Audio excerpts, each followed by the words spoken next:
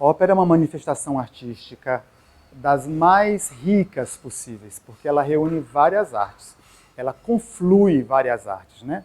A música, as artes cênicas, né? A atuação cênica, as artes visuais, que são demonstradas no cenário, no figurino, na iluminação cênica, e pode conter também os efeitos especiais diversos. Então, é uma arte que envolve aí, né, muitas manifestações artísticas, e a conjugação dessas artes é que faz da ópera algo assim muito instigante, muito interessante, e uma arte que proporciona um enlevo e uma fruição artística particular, muito singular ao público, ao espectador em geral.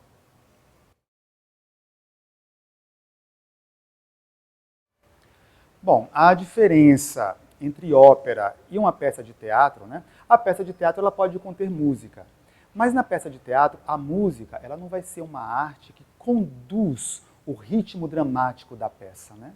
E na ópera sim.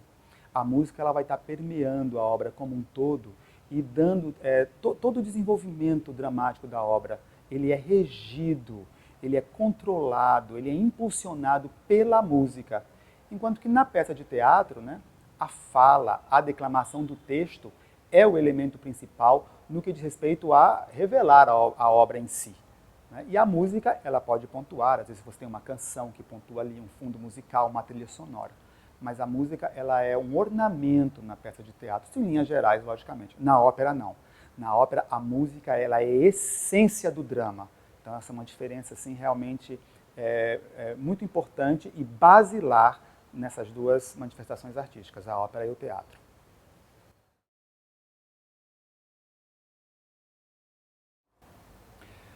A diferença agora entre ópera e musical, ela é bem tênue. Porque no musical, a música ela já tem muito da função dramática, né, da peça. Mas o musical, geralmente, ele é bastante entremeado, né, por grandes trechos falados e por um número musical. E assim vai. A ópera, principalmente no classicismo, né, na época de Mozart, ela tinha no lugar da fala justamente os recitativos, que é o que dá o andamento, né, do enredo da peça. Então, no musical, a gente tem uma semelhança muito grande com a ópera, mas uma diferença assim basilar, que é o canto. O canto no musical, ele não é o canto lírico que foi desenvolvido ao longo de todos esses anos aí da história da música, desde o barroco, quando a ópera surgiu. Porque o canto lírico, a técnica do canto lírico foi sendo aperfeiçoada justamente para um ambiente onde não se tem a amplificação sonora moderna que a gente tem hoje. E o musical tem essa amplificação, de modo que o cantor-ator do musical, ele tem uma técnica de canto popular, uma técnica de belting, né? Ele pode até ter a técnica de canto lírico, mas a emissão sonora do canto vai ser diferente justamente porque o canto ele é amplificado. E na ópera, não. O cantor tem que ter ali a sua técnica de canto em dia para que todo o teatro, todo o espaço possa ouvi-lo sem esse tipo de amplificação. Essa é uma diferença interessante. E na ópera, a música ela ainda tem um papel dramático maior, mais preponderante que no musical. Isso, logicamente, em linhas gerais.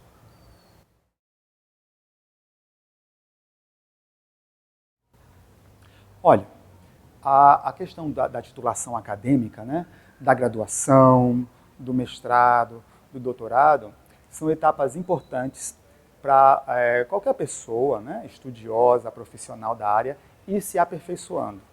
Mas no campo da ópera, especificamente, aqui no nosso país, nós temos aí grandes profissionais que possuem aquilo que a gente pode chamar de notório saber, que é a vivência intensa, né, daquela arte, no fazer artístico, traz tanto conhecimento que a pessoa, pela vivência, pela prática em si, se torna um grande conhecedor, né, dessa arte. Então, nem sempre o título ele é uma condição sine qua non para atuar em determinado segmento artístico ou não. No caso da ópera, não. Com certeza nós podemos ter artistas aí que tiveram suas carreiras, às vezes até no exterior ou no Brasil, e que depois com a experiência acumulada ao longo dos anos de atividade, podem sim gerir questões administrativas e questões de montagens operísticas. E, logicamente, que a gente tem a carreira acadêmica também, né? Com a graduação, o mestrado, doutorado, que vai capacitar profissionais para atuação no mercado operístico também.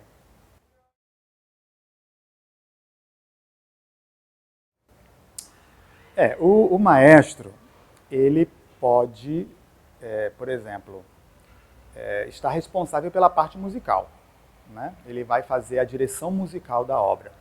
Isso quer dizer o quê?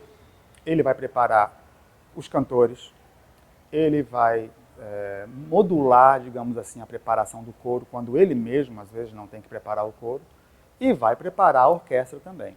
Porque aí ele vai conceber como ele vai conjugar esses três estratos sonoros, de modo que um não anule o outro, mas que eles se conjuguem e se somem na hora da obra ser, né, transmitida como um todo ao público.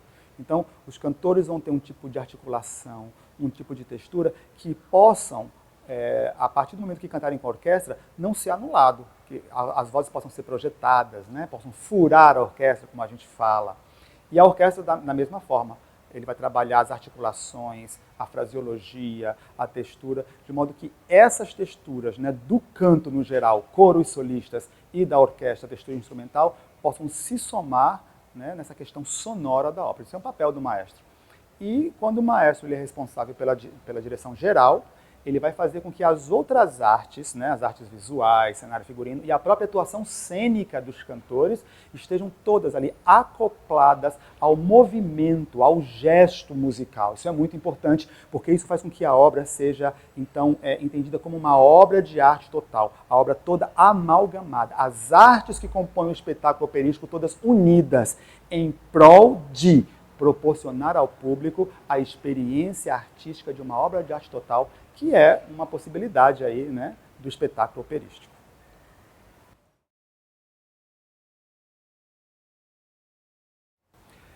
A questão da atuação cênica na ópera ela é muito importante, né?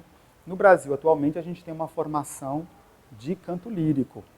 Com certeza, essas formações, tanto técnicas quanto superiores, né, elas precisariam ter disciplinas de atuação cênica.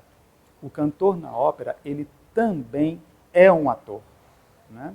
E aqui eu gostaria de parafrasear a minha caríssima amiga, a Cristine Guzzi, que tem um trabalho de pesquisa, tanto no mestrado quanto no doutorado, sobre isso. O cantor-ator em ópera é muito importante. Então, eu diria que sim. O cantor em ópera, ele também precisa ser um ator. E ele precisa ser um ator que possa atuar cantando, né? Então ele tem esse aspecto a mais, cantando, declamando, executando os recitativos, né? Que tem uma questão musical envolvida, é uma música meio que declamada. Então, sim, com certeza o cantor de ópera ele precisa ter aí uma expertise de atuação cênica.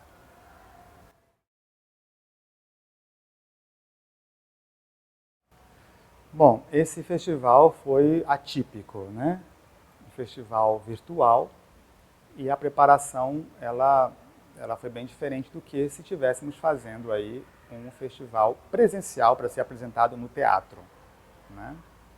Logicamente que a produção de uma ópera ou de mais de uma ópera, né, para compor ali um festival, ela requer todos os ensaios musicais, depois os ensaios cênicos, né?